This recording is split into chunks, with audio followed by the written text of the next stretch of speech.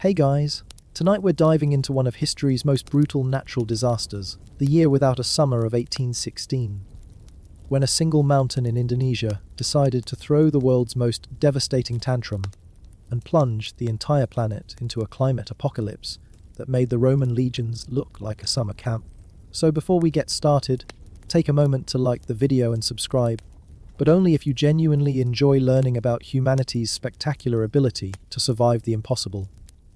And let me know in the comments where you're tuning in from. It's always fascinating to see who's joining us for these deep dives into historical chaos. Now, dim the lights, maybe grab something warm to drink, and let's settle in for tonight's journey together. So, you think you could survive a year without a proper summer? Watching your crops freeze in July while your neighbors fight over tree bark soup? Adorable. Truly, like thinking you'd enjoy a vacation where the main attraction is slowly starving while wondering if the sun will ever shine again. Picture this, you're living in 1815, and you think you've got problems. Napoleon's finally been shipped off to St. Helena, the wars are over, and you're settling into what you hope will be a nice, boring life of subsistence farming and complaining about the weather. Little do you know that halfway around the world, a mountain in Indonesia is about to ruin your entire decade.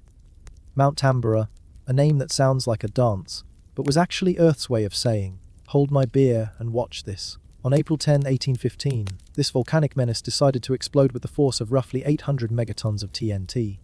To put that in perspective, that's like setting off the entire nuclear arsenal of a small country, except instead of radiation, you get ash.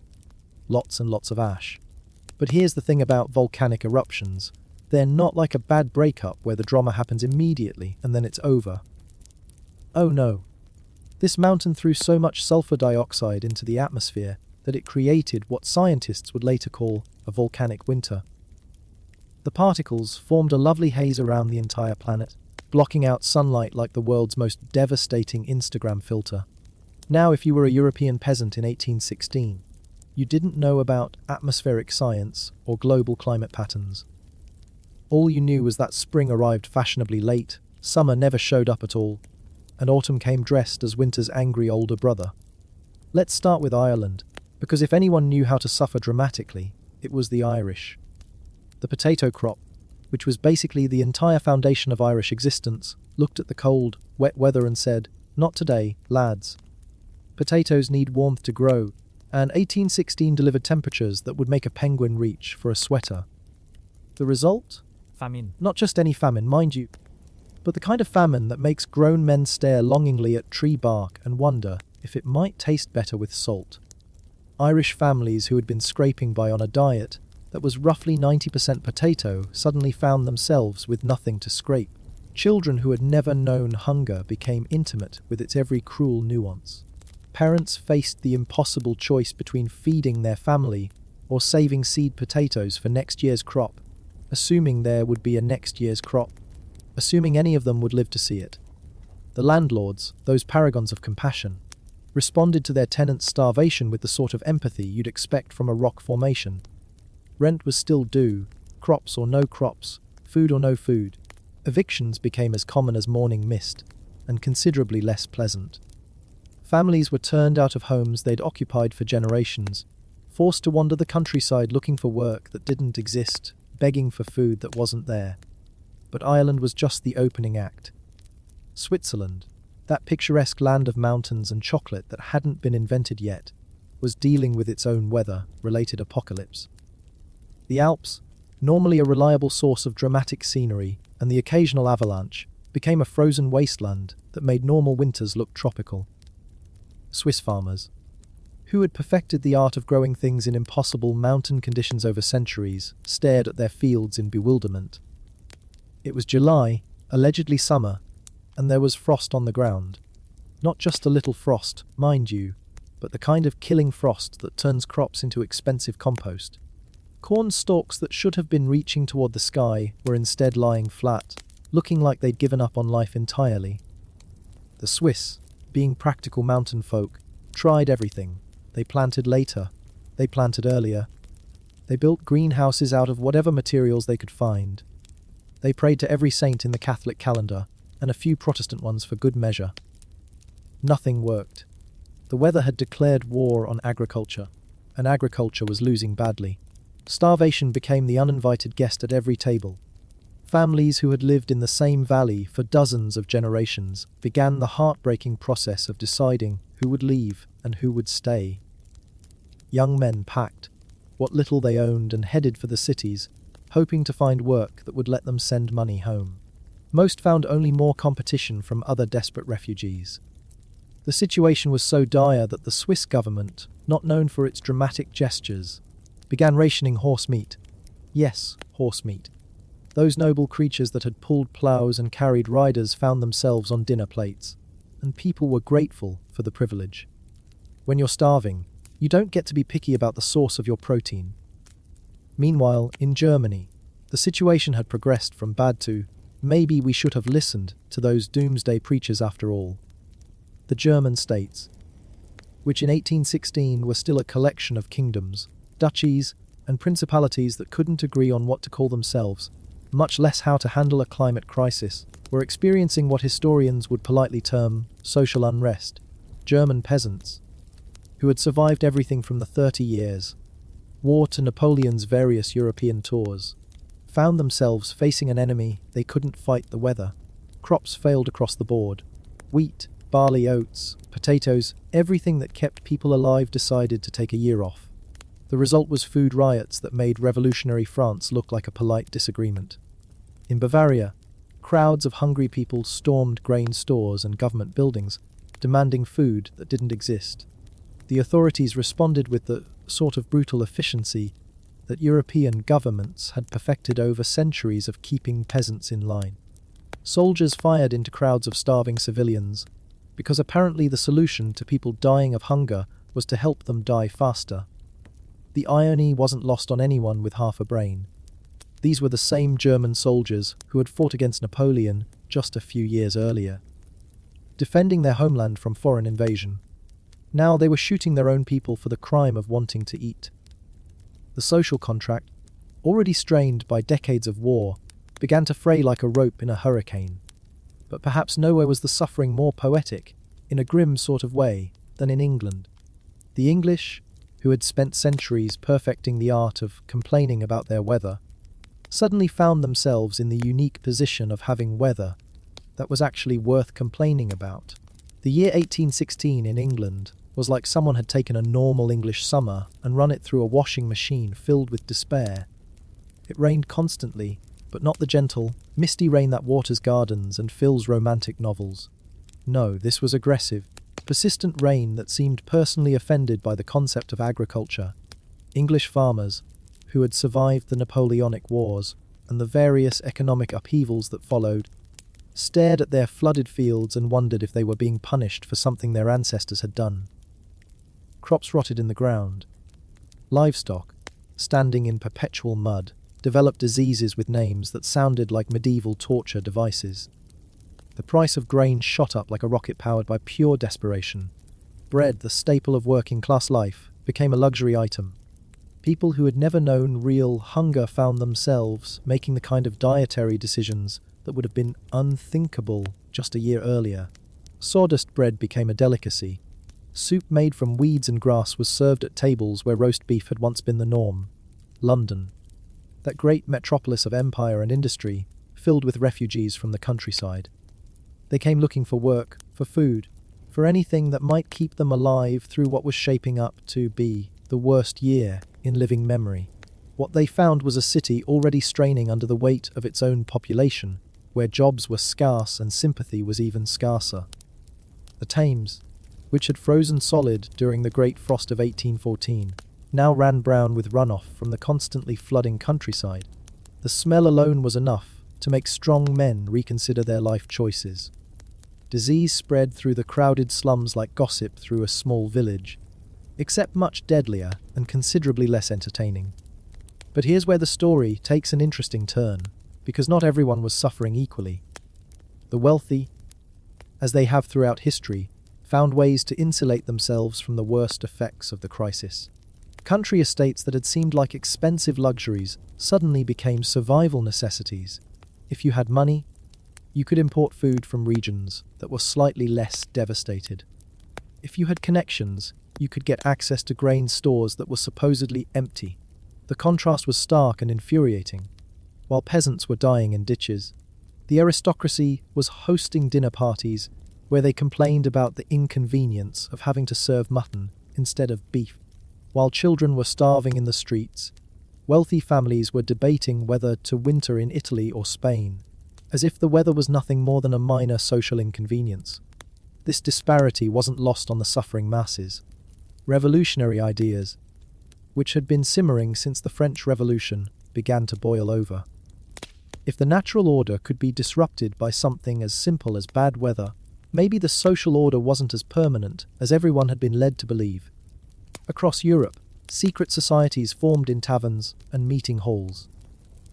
They had names like the Carbonari in Italy and the Tugendbund in Germany, organizations that sound like they should be selling insurance, but were actually plotting revolution. The year without a summer wasn't just a climate disaster. It was a social catalyst that would help reshape European politics for the next century. But let's not forget about the Americas, because the New World was getting its own taste of what happened when Mother Nature decided to have a bad decade. In the United States, which was still a young nation trying to figure out what it wanted to be when it grew up, the summer of 1816 was like a harsh lesson in humility. Americans, who had spent decades bragging about their vast fertile lands and limitless opportunities, suddenly found themselves dealing with crop failures that made the Irish potato famine look like a minor setback. New England, that bastion of Puritan work ethic and agricultural innovation, experienced something that would have made the original Pilgrims pack up and go back to England. Snow fell in June. Not just a light dusting that made people check their calendars, but serious, crop-killing snow that buried summer vegetables under a blanket of white despair. Vermont farmers, who had spent generations perfecting the art of wresting crops from rocky soil, watched their fields turn into frozen wastelands. Corn that should have been knee-high by the 4th of July was instead lying dead under layers of ice. Maple trees, which had provided syrup for breakfast tables across New England, produced sap that tasted like disappointment. The psychological impact was almost as devastating as the physical hunger. These were people who had been raised on stories of American exceptionalism, who believed that hard work and divine providence would always provide. Suddenly, they were facing the same kind of starvation that their ancestors had fled Europe to escape. Families who had been prosperous farmers found themselves making the kind of desperate decisions that would define American migration patterns for the next century. The Great Westward Movement, which history books like to portray as a noble quest for manifest destiny, was often just people fleeing from disasters like the year without a summer. Connecticut farmers hitched up their wagons and headed for Ohio. Massachusetts families packed everything they owned and pointed their horses toward Indiana. The frontier, which had always been a place for adventurers and dreamers, suddenly became a refuge for climate refugees. But the frontier came with its own challenges. These weren't experienced pioneers. They were desperate farmers who had never lived more than 50 miles from where they were born. They arrived in places like Illinois and Michigan with no idea how to clear forests, build cabins, or survive winters that made New England look tropical. Native American tribes, who were already dealing with increasing pressure from American expansion, suddenly found themselves facing waves of desperate, hungry settlers who had nothing to lose. The result was a series of conflicts that would echo through American history for decades. The year without a summer didn't just change the weather, it changed the entire demographic map of North America. Down south, where slavery provided a different kind of social stability, the effects were no less devastating but played out in different ways. Cotton crops, the foundation of the southern economy, withered in fields that were either too wet or too cold. Plantation owners who had been counting on high cotton prices to pay off debts from the War of 1812 found themselves facing bankruptcy. But the real suffering fell, as it always did in the antebellum South, on the enslaved population. Slave owners, faced with crop failures and economic uncertainty, reduced food rations to levels that were barely survivable even in good times. Enslaved families, who had no legal recourse and no ability to leave, faced starvation while being forced to continue working fields that produced nothing. The irony was bitter and obvious. People who were legally considered property were starving so that their owners could maintain the illusion of profitability. The year without a summer laid bare the fundamental inhumanity of slavery in ways that even the most creative apologists couldn't rationalize away. Meanwhile, in the Caribbean, where sugar plantations had made fortunes for European colonists, the weather was wreaking havoc on crops that had seemed immune to everything except hurricanes. Sugarcane, which needed consistent heat and carefully timed rainfall, got neither. The result was a collapse in sugar production that sent shockwaves through European economies that had grown dependent on Caribbean profits. Enslaved workers on sugar plantations, already living in conditions that would make medieval serfs grateful for their situations, found themselves with even less food and even more work. Plantation owners, faced with crop failures, increased quotas and decreased rations, because apparently the solution to natural disaster was to squeeze human beings harder. But perhaps the most surreal effects of the year without a summer were felt by people who thought they were immune to such earthly concerns. The wealthy tourists and cultural elites who had spent the post-war years rediscovering the pleasures of travel and artistic pursuits. Take, for example, the now famous gathering at Villa DIDNT on Lake Geneva in the summer of 1816. Lord Byron, the rock star poet of his age, had rented the villa for what he expected to be a pleasant summer of writing, drinking, and the sort of romantic entanglements that made Victorian mothers lock up their daughters. With him were Percy Shelley, his lover Mary Godwin, later Mary Shelley, Mary's stepsister Claire Clairmont, and Byron's personal physician John Polidori. It was supposed to be a summer of sun, sailing, and stimulating intellectual conversation. Instead, they found themselves trapped indoors by incessant rain, forced to entertain themselves with ghost stories and philosophical debates about the nature of life and death. The weather was so consistently awful that they could barely leave the villa. Lake Geneva, which should have been a sparkling jewel reflecting alpine scenery, looked more like a pewter bowl filled with disappointment. The mountains, when they were visible through the gloom, seemed to loom with a menace that inspired more dread than awe. Out of this forced confinement came some of the most famous works in English literature. Mary Shelley, not yet 20 years old, wrote Frankenstein during those gloomy summer evenings. Byron worked on Childe Harold's Pilgrimage and other poems that captured the melancholy mood of the time. Polidori wrote The Vampire, one of the first modern vampire stories. The irony is perfect. While peasants across Europe were dying of starvation caused by the same weather that trapped these literary giants indoors, their enforced isolation was producing works of art that would outlast empires. The year without a summer was simultaneously destroying lives and creating masterpieces, often in the same geographical location.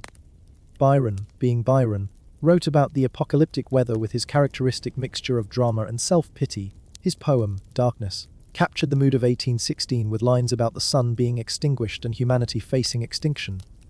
Of course, Byron wrote this while living in a comfortable villa, with servants and adequate food supplies. But poets have never been known for their sense of proportion. The contrast between the villa's inhabitants and the suffering masses outside their comfortable walls was stark but largely invisible to them. They complained about being inconvenienced by rain, while farmers were watching their families starve. They wrote about cosmic darkness, while real darkness was falling over the lives of millions of people who would never have the luxury of turning their suffering into art. But the cultural impact of the year without a summer extended far beyond one villa in Switzerland. Across Europe, artists and writers were responding to the crisis in ways that would define romantic literature and art for the next century. The idea that nature could be hostile rather than benevolent, that human civilization was fragile rather than permanent, became central themes in the cultural imagination. German romantic poets like Caspar David Friedrich painted landscapes that captured the apocalyptic mood of the times. English poets like John Keats wrote about beauty and truth in ways that seemed to acknowledge how quickly both could be destroyed. The optimistic rationalism of the Enlightenment gave way to a darker vision of human existence that acknowledged forces beyond human control. Meanwhile, In the realm of practical politics, the year without a summer was having effects that would reshape the map of Europe. Governments that had seemed stable after Napoleon's defeat found themselves facing revolutionary pressures from populations that blamed their rulers for failing to prevent or alleviate the crisis. In France, the restored Bourbon monarchy under Louis XVI was struggling to establish legitimacy after the chaos of the Revolutionary and Napoleonic periods. The last thing they needed was widespread famine, caused by weather that seemed to mock human pretensions to control. French peasants, who had experienced both the promises of revolution and the disappointments of empire, found themselves facing starvation under a king who seemed as helpless as his predecessors had been arrogant. The French government's response was typical of the era, a mixture of inadequate relief efforts and brutal suppression of dissent. Grain riots in Paris and provincial cities were met with military force, because apparently the solution to people complaining about hunger was to give them something else to worry about. But the French had one advantage that many other European nations lacked: institutional memory of how to handle revolution. The government, staffed by survivors of the revolutionary and Napoleonic periods, understood that hungry people were dangerous people. They implemented emergency measures to import grain and distribute food that, while inadequate, at least acknowledged the severity of the crisis. In contrast, the German states, still fragmented into dozens of different jurisdictions with different rulers and different policies, responded to the crisis with all the coordination of a group of cats trying to organize a dinner party. Some states banned grain exports to try to keep food at home. Others encouraged exports to maintain revenue. The result was a patchwork of policies that maximized confusion while minimizing effectiveness. The Austrian Empire, that multi-ethnic confederation held together by Habsburg inertia and administrative complexity, faced the additional challenge of managing the crisis across dozens of different linguistic and cultural groups. Hungarian peasants and Bohemian farmers and Italian vineyard workers were all suffering, but they were suffering in different languages and according to different cultural expectations. Emperor Francis I, who had spent his reign trying to restore the old order after the disruptions of the Revolutionary and Napoleonic periods, found himself dealing with a crisis that threatened to undo everything he had worked to rebuild.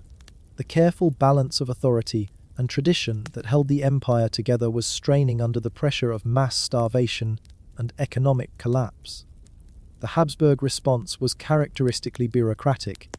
They formed committees to study the problem, appointed commissioners to coordinate relief efforts, and issued proclamations that acknowledged the severity of the situation while doing very little to address it. The machinery of empire, which worked well enough during normal times, proved inadequate for dealing with a crisis that required speed and flexibility. But perhaps the most interesting political response came from Russia, where Tsar Alexander I was trying to position his country as the moral leader of post-Napoleonic Europe. Russia had been less affected by the climate disaster than Western Europe, partly because of its vast size, and partly because Russian agriculture was already so primitive that it couldn't fall much further. Alexander saw the crisis as an opportunity to demonstrate Russian generosity and Christian charity. He organized relief shipments to Western Europe and offered asylum to climate refugees.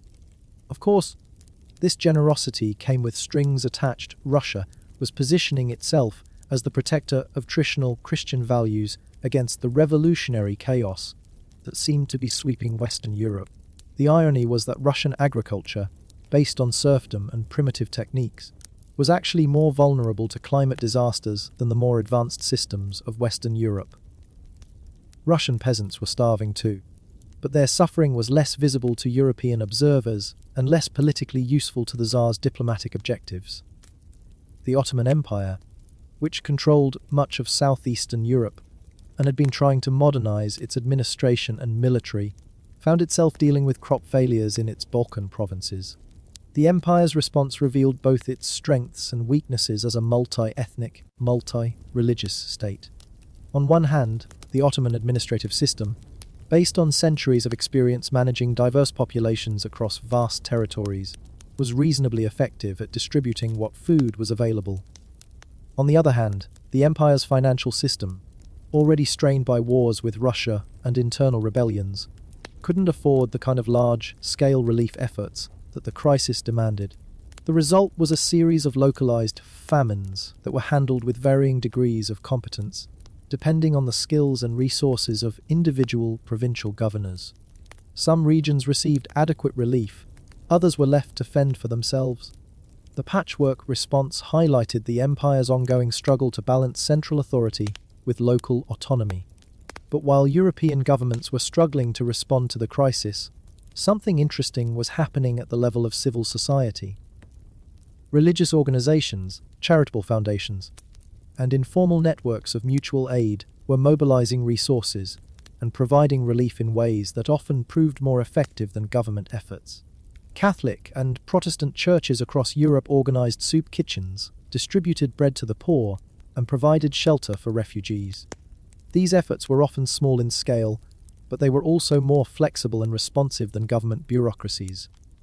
More importantly, they provided not just physical relief but also psychological support to people who were facing unprecedented hardship. The Quakers, that peculiar Protestant sect known for their plain dress and radical politics, were particularly active in relief efforts. Their networks of communication and mutual aid, developed over generations of persecution and marginalization, proved remarkably effective at identifying need and delivering assistance. Quaker relief efforts during the year without a summer became a model for later humanitarian organizations. Jewish communities, despite facing discrimination and legal restrictions across much of Europe, also organized relief efforts for their members and sometimes for their Christian neighbors. The Jewish tradition of charitable giving, combined with commercial networks that crossed national boundaries, made Jewish relief efforts particularly effective at obtaining and distributing scarce resources. But perhaps the most significant long-term impact of the year, without a summer, was on patterns of migration and settlement that would reshape the demographic map of the world. The crisis triggered population movements that continued long after the weather returned to normal. In Europe, the combination of crop failures, economic disruption, and social upheaval convinced millions of people that their future lay elsewhere. The great age of European emigration to the Americas, which had been building slowly since the end of the Napoleonic Wars, accelerated dramatically after 1816. German peasants who had lost their farms headed for Pennsylvania and Ohio. Irish families fleeing starvation made their way to Boston and New York. Scottish Highlanders, cleared from their ancestral lands by landlords who needed to cut costs, sailed for Canada and Australia. The year without a summer didn't cause these migrations, but it certainly accelerated them. The ships carrying these climate refugees across the Atlantic were floating disasters that made the journey itself almost as dangerous as the starvation they were fleeing. Overcrowded vessels with inadequate food and water supplies became breeding grounds for disease. Typhus, cholera, and other infections spread rapidly in the confined spaces, killing passengers who had survived famine only to die within sight of their promised land. But for those who survived the journey, America offered opportunities that simply didn't exist in Europe. Land was available for people willing to work it. Cities were growing and needed workers. The frontier was expanding and needed settlers. The year without a summer had driven them from their homes, but it had also opened doors to possibilities their ancestors could never have imagined. The cultural impact of these migrations was profound. German immigrants brought brewing techniques that would revolutionize American beer. Irish immigrants brought political skills that would reshape American urban politics. Scottish immigrants brought engineering knowledge that would drive American industrial development. The year without a summer didn't just move people. It moved ideas, technologies, and traditions that would help define modern America. But immigration was only part of the story. Within America itself, the crisis was driving internal migrations that would reshape the country's development. New England farmers, faced with crop failures and economic uncertainty, were abandoning their ancestral homes for the promise of better land in the West. The Great Migration to the Ohio River Valley, which had been proceeding slowly since the end of the War of 1812, suddenly accelerated as climate refugees joined the traditional flow of adventurers and speculators. Towns like Cincinnati and Louisville, which had been small trading posts just a generation earlier, suddenly found themselves dealing with waves of desperate settlers who needed land, jobs, and basic survival supplies. The impact on Native American populations was catastrophic. Tribes that had been slowly adapting to American expansion suddenly found themselves facing waves of desperate settlers who had nothing to lose. The careful balance of diplomacy, trade, and occasional warfare that had characterized Indian-white relations was shattered by the sheer volume of people seeking land and resources. The result was a series of conflicts that would continue for decades. The Black Hawk War, the Second Seminole War, and dozens of smaller conflicts all had roots in the demographic pressures created by climate refugees fleeing the year without a summer. What had started as a volcanic eruption in Indonesia was reshaping the ethnic geography of North America. But perhaps nowhere was the long-term impact more significant than in the realm of agricultural innovation. The crop failures of 1816 convinced farmers and agricultural scientists that traditional methods weren't adequate for dealing with climate variability. European farmers began experimenting with new crops that were more resistant to cold and wet conditions. Potatoes, which had been a novelty crop in many regions, became a staple because they could survive conditions that killed grain crops. Root vegetables like turnips and mangolds became important food sources because they could be stored through bad seasons. American farmers began developing new varieties of corn and wheat that could mature faster and survive more extreme weather conditions. The agricultural colleges that would eventually become land-grant universities traced their origins to the recognition that farming needed to become more scientific and systematic. The crisis also accelerated the development of food preservation and distribution technologies. The canning process, which had been developed during the Napoleonic Wars, became more widely adopted as people recognized the value of being able to store food through bad seasons. Transportation networks, already expanding rapidly, became recognized as essential infrastructure for moving food from surplus to deficit regions. But while farmers and scientists were developing practical responses to the crisis, philosophers and theologians were grappling with its deeper meanings. The year without a summer challenged fundamental assumptions about the relationship between human society and the natural world. The Enlightenment belief in progress and human perfectibility seemed naive in the face of a disaster that had reduced millions of people to starvation despite all the advances of science and technology. The traditional Christian belief in divine providence was harder to maintain when providence seemed to involve mass suffering for no apparent reason. Some religious thinkers interpreted the crisis as divine punishment for human sins, war, materialism, the abandonment of traditional values. Others saw it as a test of faith that would ultimately strengthen those who endured it. Still others began to develop more complex theological frameworks that acknowledged the role of natural forces while maintaining belief in ultimate divine purpose. Secular philosophers were developing their own interpretations. The German idealists, led by figures like Hegel and Schelling, were creating philosophical systems that tried to account for the role of conflict and suffering in historical development. The crisis of 1816 provided concrete evidence for their theories about the dialectical nature of progress. British economists like David Ricardo were using the crisis to develop theories about the relationship between population, resources, and economic development that would influence thinking about these issues for the next century. The Malthusian concern about population outstripping resources seemed prophetic in the wake of widespread starvation. French social theorists like Claude Henry de Saint-Simon were using the crisis to argue for more systematic and scientific approaches to social organization. If society was vulnerable to natural disasters, then it needed to be organized more rationally to minimize the impact of such events. But while intellectuals were developing theories, ordinary people were developing practical responses that often proved more effective than government policies or philosophical speculation. Communities that survived the crisis were those that developed strong networks of mutual aid and resource sharing. In rural areas, traditional practices like barn raising and harvest sharing became literally matters of life and death. Families that had operated as independent economic units began to coordinate their activities more closely, sharing labor, tools, and food in ways that maximized everyone's chances of survival. Urban communities developed their own survival networks. Neighborhood groups organized bulk purchases of food to get better prices. Religious congregations shared resources among their members. Professional associations helped their members find work and provided assistance to those who couldn't work. Women played particularly important roles in these survival networks.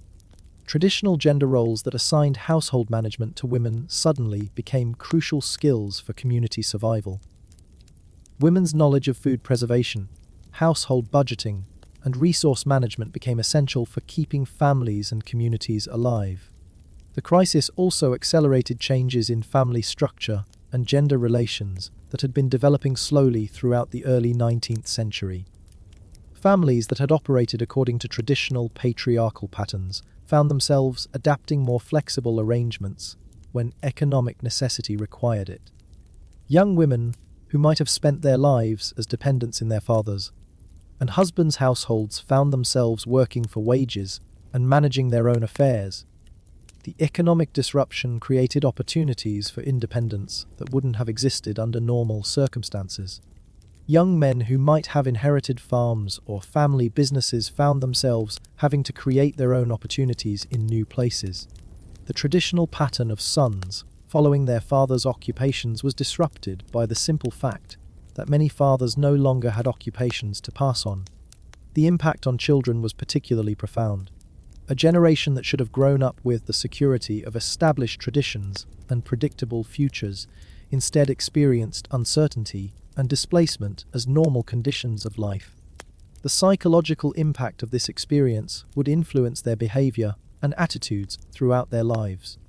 Children who survived the year without a summer grew up with a deep appreciation for the fragility of prosperity and the importance of self-reliance. They became the generation that would drive westward expansion in America, industrial development in Europe, and colonial expansion around the world. Their hunger for security and opportunity, shaped by childhood experiences of want and uncertainty, would reshape the global economy for the rest of the century. But the crisis also created opportunities for social mobility that wouldn't have existed under normal circumstances. Traditional hierarchies based on inherited land and established position were disrupted when natural disaster made everyone equally vulnerable. Clever entrepreneurs who could organize relief efforts or develop new ways of dealing with scarcity found themselves rising in social status. People with practical skills, carpenters, blacksmiths, merchants, became more valuable than people with traditional claims to authority based on birth or education. The crisis accelerated the transition from aristocratic to bourgeois social structures that was already underway across Europe and America. When survival depended on practical effectiveness rather than inherited privilege, merit became more important than birth in determining social position. This transformation wasn't uniform or complete. Traditional elites found ways to maintain their advantages, and new elites often proved just as exclusionary as old ones. But the year without a summer demonstrated that social arrangements that seemed permanent could be changed rapidly when circumstances required it. The technological innovations spurred by the crisis also had long-term effects that extended far beyond agriculture and food preservation. The need for better transportation to move food from surplus to deficit areas accelerated the development of roads, canals, and eventually railways. The recognition that weather patterns could have global effects encouraged the development of better meteorological observation and prediction. The network of weather stations that would eventually enable systematic weather forecasting began to take shape in response to the crisis of 1816. The need for better communication to coordinate relief efforts and share information about conditions in different regions spurred improvements in postal systems and the development of new communication technologies. The year without a summer didn't cause the information revolution of the 19th century, but it certainly accelerated it. Perhaps most importantly, the crisis demonstrated the interconnectedness of global systems in ways that previous generations couldn't have imagined. A volcanic eruption in Indonesia affected crop yields in Ireland. Economic disruption in Germany triggered political upheaval in France. Climate refugees from New England reshaped the demographic balance in Ohio. This recognition of global interconnectedness would become increasingly important as the century progressed. The year without a summer was one of the first truly global crises of the modern era, and the responses to it helped establish patterns of international cooperation and conflict that continue to influence world politics today. The humanitarian relief efforts organized during the crisis became models for later international aid programs. The recognition that disasters in one region could have effects throughout the global system encouraged the development of international institutions for managing such crises. But the crisis also demonstrated how quickly international cooperation could break down when resources became scarce. The export bans and trade restrictions imposed by various governments to protect their own populations showed how nationalism could override humanitarian concerns when survival was at stake. The year without a summer revealed both the potential and the limitations of human solidarity. Communities that worked together survived better than those that didn't, but cooperation often stopped at national or ethnic boundaries when resources became truly scarce. These lessons would be tested again and again throughout the 19th and 20th centuries as industrialization and globalization created new forms of interconnectedness and new vulnerabilities. The pattern established in 1816, initial cooperation, followed by nationalist retrenchment, when things got truly bad, would be repeated in economic depressions, world wars, and other global crises. But perhaps the most lasting legacy of the year without a summer was the recognition that human civilization, for all its achievements and pretensions, remained vulnerable to forces beyond its control. The Enlightenment confidence in human reason and progress was tempered by the sobering reminder that a single volcanic eruption could bring down governments and destroy lives across the globe. This recognition encouraged a more complex and nuanced understanding of the relationship between human society and the natural world. Nature wasn't just a resource to be exploited or a force to be controlled. It was a complex system that could respond to human actions in unexpected and sometimes catastrophic ways. The environmental consciousness that would emerge in the 20th century had its roots in experiences like the year without a summer. The recognition that human activities could have unintended consequences on a global scale, and that those consequences could threaten human survival, began to shape policy and politics in ways that are still visible today. The climate science that now tries to predict and prevent global environmental catastrophes can trace its origins to the meteorological observations and theoretical developments that emerged from efforts to understand what had happened in 1816.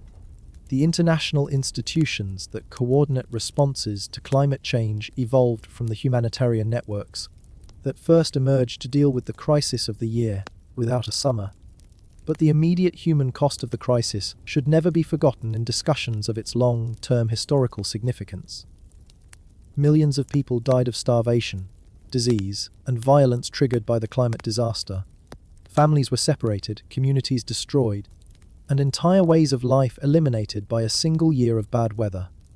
For those who lived through it, the year without a summer wasn't a historical milestone or a catalyst for social change.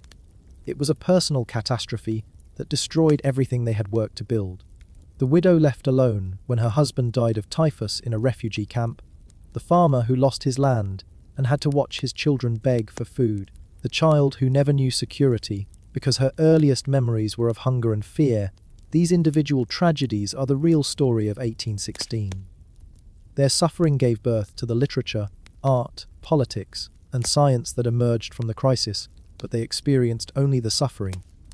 History may judge the year without a summer as a transformative moment that helped create the modern world, but for those who lived through it, transformation came at a price that no amount of historical significance could justify.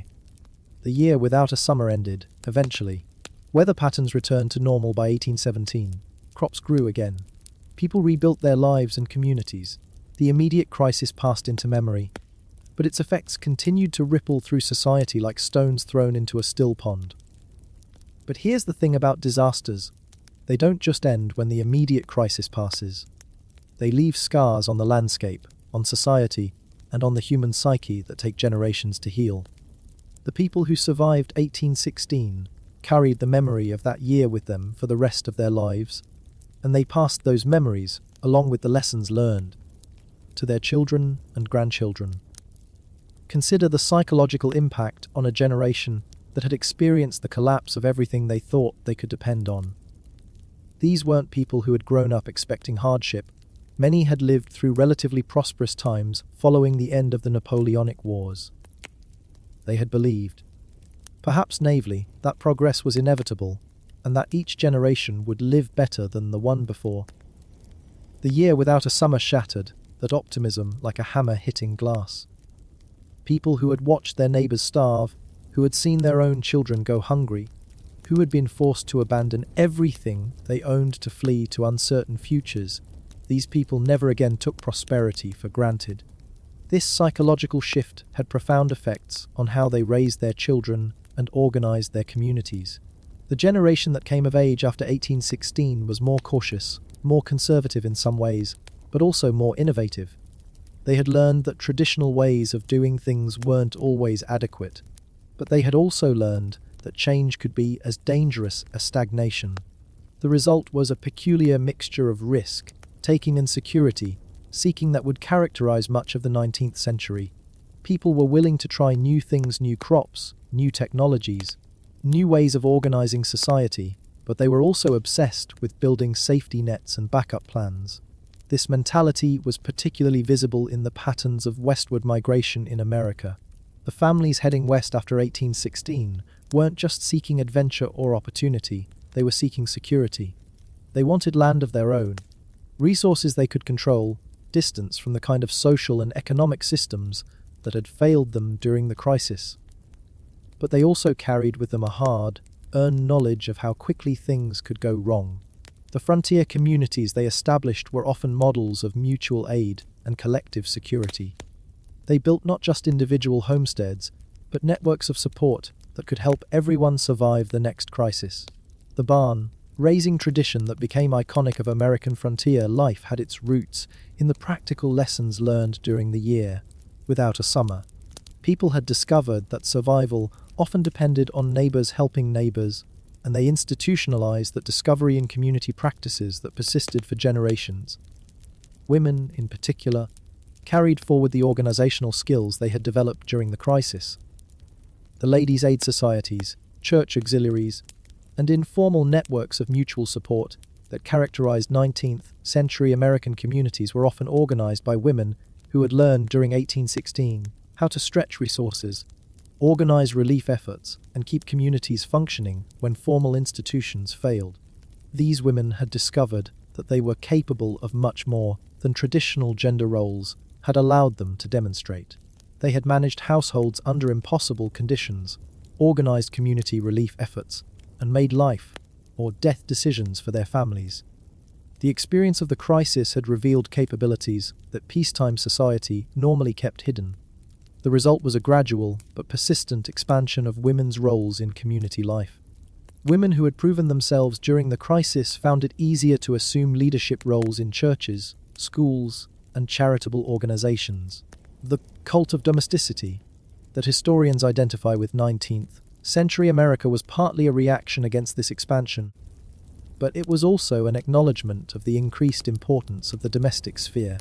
The children who had lived through the year without a summer carried their own set of psychological scars and adaptations. Many had experienced genuine hunger. Some had watched siblings or parents die. Most had seen their family's security destroyed in a matter of months. These were formative experiences that shaped their entire worldview. They grew up with a deep appreciation for food, land, and economic security.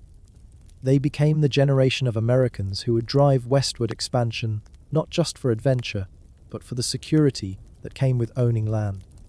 They became the Europeans who would emigrate to new continents not just for opportunity, but for the safety that came with distance from the scenes of their childhood trauma. But they also grew up with a sophisticated understanding of risk and uncertainty that served them well in a rapidly changing world.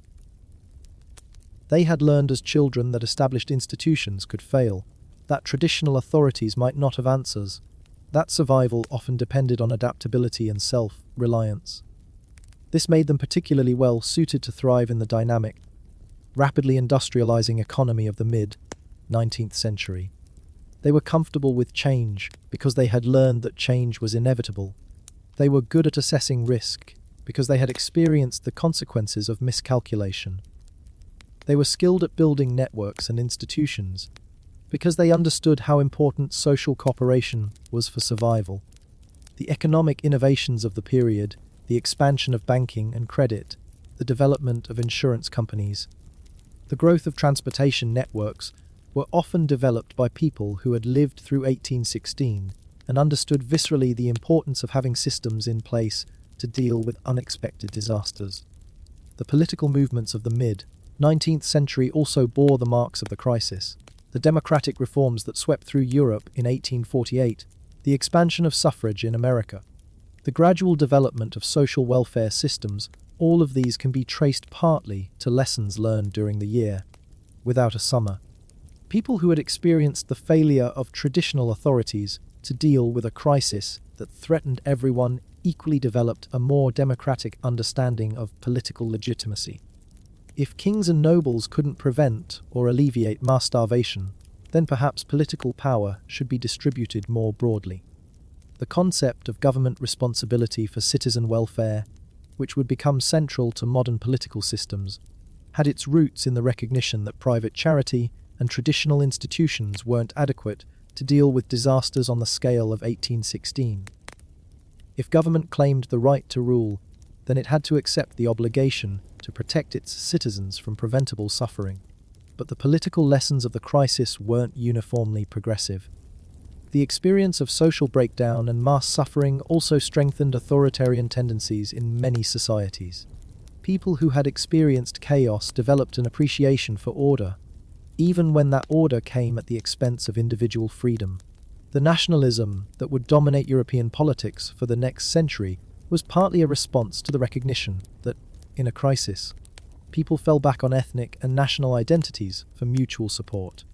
The cosmopolitan idealism of the Enlightenment seemed naive after people had watched international trade collapse and foreign governments prioritize their own citizens over humanitarian concerns. The religious revivals that swept through both Europe and America in the decades following 1816 were also responses to the crisis.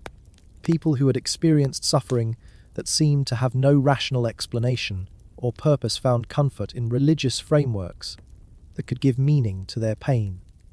The evangelical movements that became so important in 19th century American culture were often led by people who had experienced religious conversion during or shortly after the crisis. The message that God could bring good out of suffering, that faith could provide security in an uncertain world, resonated powerfully with people whose worldview had been shattered by natural disaster. But religious responses to the crisis weren't uniformly orthodox. The period also saw the emergence of new religious movements that tried to reconcile traditional faith with the recognition that natural disasters didn't respect moral boundaries. The Universalists, the Unitarians, and later the Transcendentalists were all developing theological frameworks that acknowledged the reality of undeserved suffering while maintaining belief in ultimate divine justice. The scientific revolution that accelerated throughout the 19th century was also partly a response to the crisis. The recognition that a single volcanic eruption could affect global climate patterns spurred interest in understanding how natural systems worked on a planetary scale. The meteorological observations that had been made during 1816 became the foundation for systematic weather prediction. The agricultural experiments that had been conducted in response to crop failures led to more scientific approaches to farming. The medical knowledge gained from treating diseases that spread during the crisis contributed to advances in public health. But perhaps most importantly, the crisis had demonstrated the value of international communication and cooperation in understanding and responding to global phenomena. The scientific networks that developed in response to the year without a summer became models for the international scientific cooperation that would characterize modern research. The technological innovations spurred by the crisis also had effects that extended far beyond their immediate applications. The improvements in food preservation developed in response to the famine contributed to the growth of global trade in agricultural products. The transportation networks built to move relief supplies became the infrastructure for industrial expansion. The communication systems developed to coordinate relief efforts became the foundation for the telegraph networks that would revolutionize commerce and politics. The year without a summer didn't cause these developments, but it accelerated them by creating urgent, practical needs that existing technologies couldn't meet. The cultural impact of the crisis was equally profound and long-lasting. The Romantic movement in literature and art, which had been developing slowly since the late 18th century, was given new urgency and direction by the experience of 1816. The Romantic emphasis on the power of nature, the fragility of human civilization, and the importance of emotion and intuition over rational calculation all resonated powerfully with people who had experienced the collapse of Enlightenment optimism. The dark, sublime landscapes that became characteristic of Romantic art captured the psychological mood of a generation that had seen nature's destructive power. But Romanticism wasn't just a cultural fashion. It was an intellectual framework for understanding the relationship between human beings and the natural world. The Romantic poets and artists who had lived through 1816 developed ways of thinking about nature that acknowledged both its beauty and its terror, both its life-giving and life-destroying potential. This more complex understanding of nature would eventually contribute to the development of ecological thinking and environmental consciousness. The recognition that human beings were part of natural systems rather than separate from them, that human actions could have unintended consequences on a global scale, began to shape policy and politics in ways that are still visible today. The economic theories that emerged from analysis of the crisis also had lasting influence. The recognition that markets could fail catastrophically when faced with supply shocks led to more sophisticated understanding of economic systems and the need for government intervention during emergencies. The insurance industry, which had existed in primitive forms for centuries, was revolutionized by the recognition that disasters could affect entire regions simultaneously. The concept of diversified risk, which became central to modern financial systems, was developed partly in response to the lessons of 1816. The banking and credit systems that would finance industrial expansion were also shaped by the need to create institutions that could survive economic disruptions. The central banking systems that developed throughout the 19th century were partly designed to prevent the kind of financial collapse that had accompanied the crisis. But perhaps the most important long-term effect of the year without a summer was the recognition that human civilization, for all its achievements, remained vulnerable to forces beyond its control. This recognition encouraged a more humble and realistic understanding of human capabilities and limitations. The environmental movement that would emerge in the 20th century had its intellectual roots in the 19th century recognition that human activities could have unintended consequences on a global scale. The climate science that now tries to predict and prevent global environmental catastrophes evolved from the meteorological observations and theoretical developments that emerged from efforts to understand what had happened in 1816.